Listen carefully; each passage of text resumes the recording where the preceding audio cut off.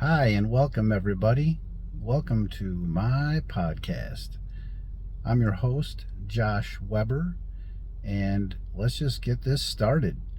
So, today I saw a meme on Facebook, and it was of a rocket launch, and it got me thinking about my beginnings and my insecurities revolving around my alcohol use and other things that were going on in my life.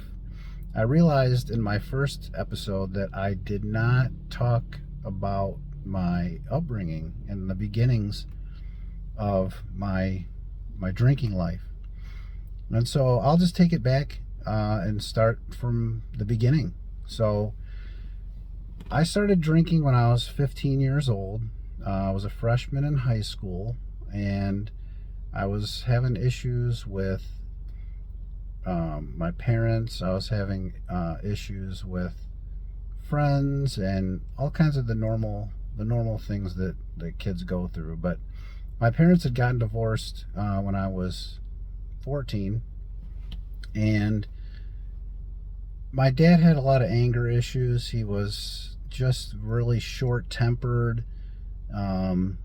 If things didn't go his way, he just would lose it. And my dream growing up was to be a professional basketball player. My dad worked for Dunham Sporting Goods and advertising, and he knew all the Detroit Pistons, including Isaiah Thomas, and he was a famous point guard for the Detroit Pistons in the 80s. And he was my idol. I did some commercials for Dunham's, and my dad did some endorsement deals with him, like basketball signatures and things like that over at his house even. And so when I was a kid, I was in all my glory going over there. It was just amazing. And playing basketball in his gym, in his house, and just growing up wanting to be like that. And so I went to his basketball camp when I was 10, 11, and 12. And I played elementary school basketball, and then when I got to 7th grade, I was on the junior high basketball team. And first game, got our uniforms on and everything, and my coach came and said, Josh, you're going to be the starting point guard. And I just lost it, man. I was like, yeah, I can't believe it. My dream's coming true.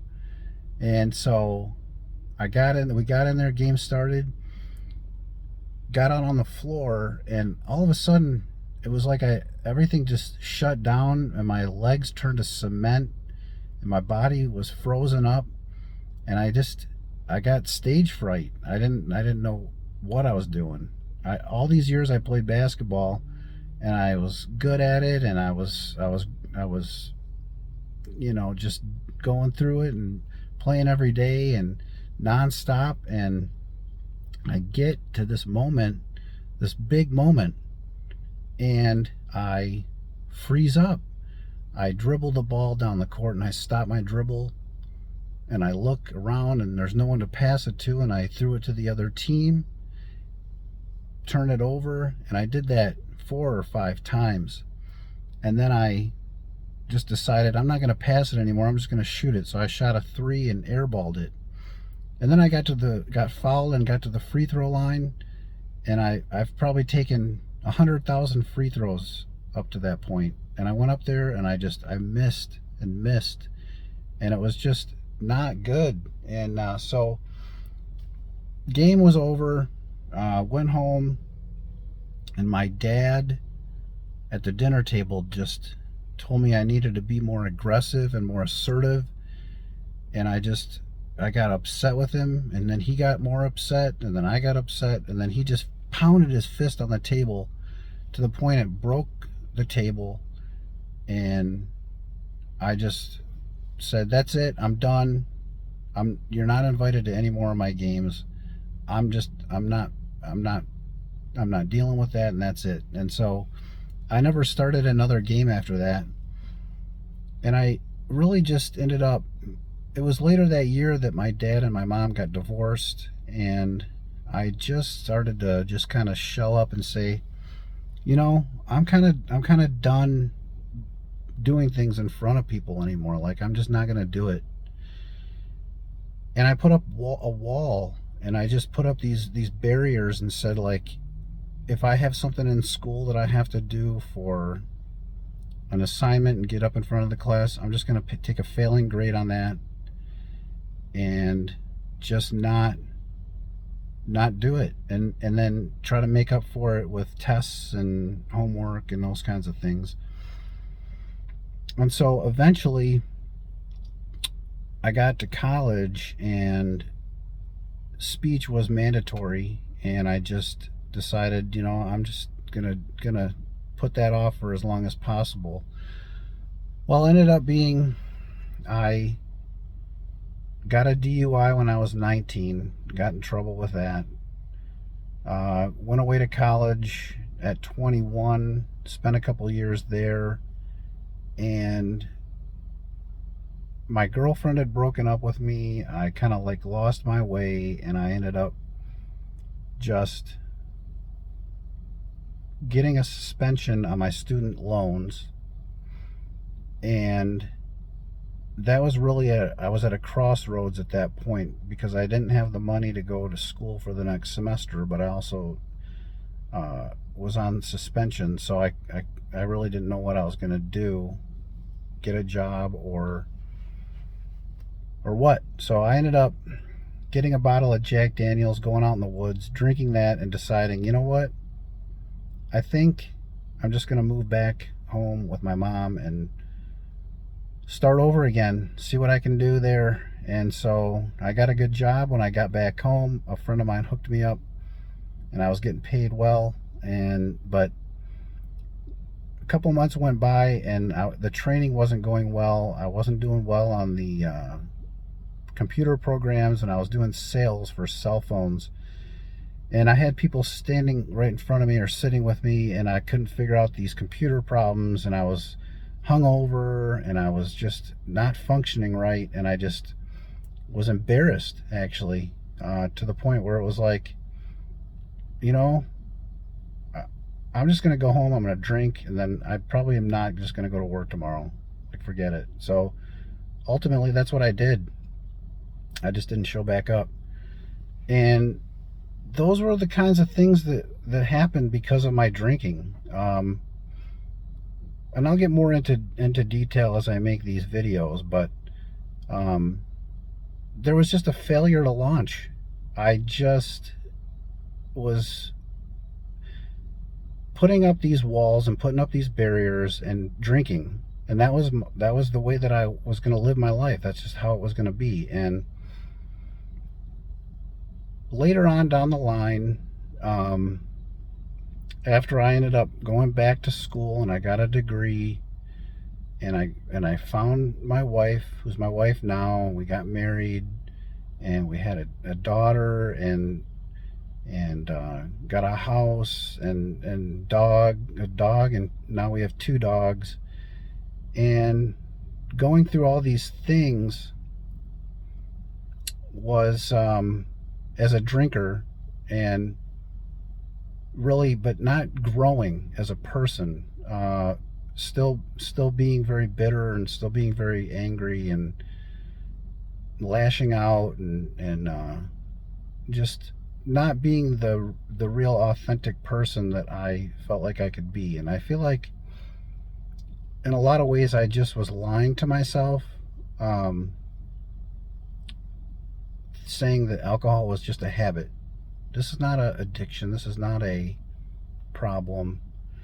I could take it or leave it. It's just that I like to drink, and I like to watch sports, and I like to just isolate and be by myself. And if someone wants to hang out with me at home, by me on the couch or something like that, or out in the yard with me, that's fine. But like, I'm just gonna do that. And so it wasn't until I quit drinking in 2020, at the beginning of the pandemic, where I really started to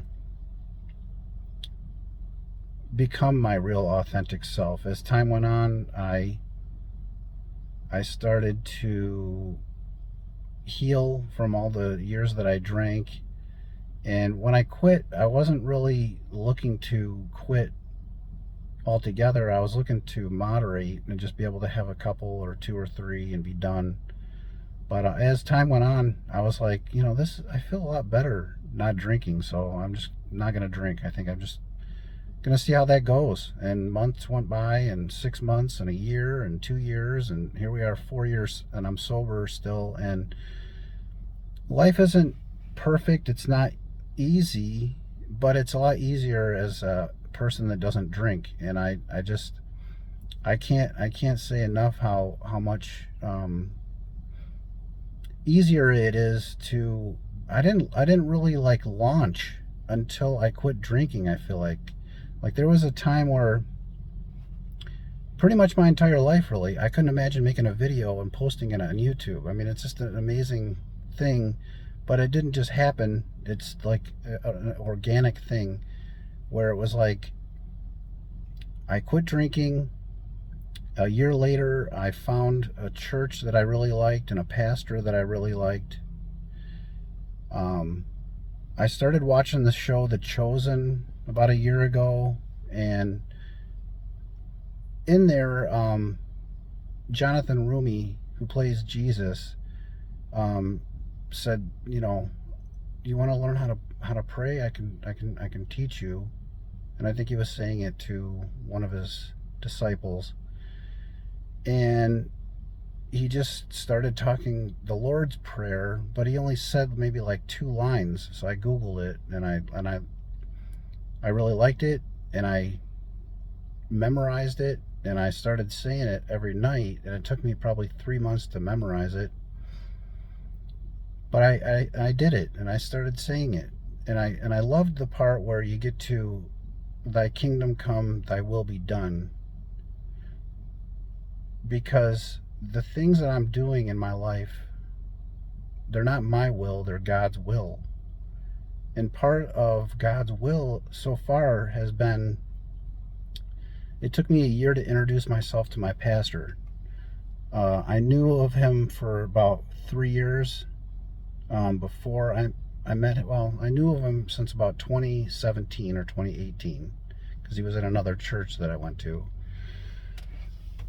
And he wasn't on the stage every day, or every Sunday. He was on. They had a rotating. So every week they had like 5. They had 5 different pastors, and so every week it was a different one. So I might see him once a month. But when they stream theirs live, so a lot of times I'd watch Brad on stage on the days that he was on there, and the other ones I might watch a little bit, but Brad was always my favorite. And I just related to him, and his stories were interesting, and they were always new. A lot of pastors I found, they have the same stories each week, and it gets kind of old. But he always had new stuff, and even though he's been doing it for 20 years, it was new and it was exciting. And that's kind of what I find fascinating, is because like I look at life like it's an adventure. Like every day is new. Who knows what it's going to bring? And it's like climbing a mountain. Sometimes it's like you just go out and you find new ways of new approaches to things. Like you self improve. You like look within. And telling myself the truth about alcohol was the beginning of that. Then finding Jesus, which I did after he left that other church, launched this other one with another friend, pastor. And after about a year, I said, I gotta introduce myself, and I did.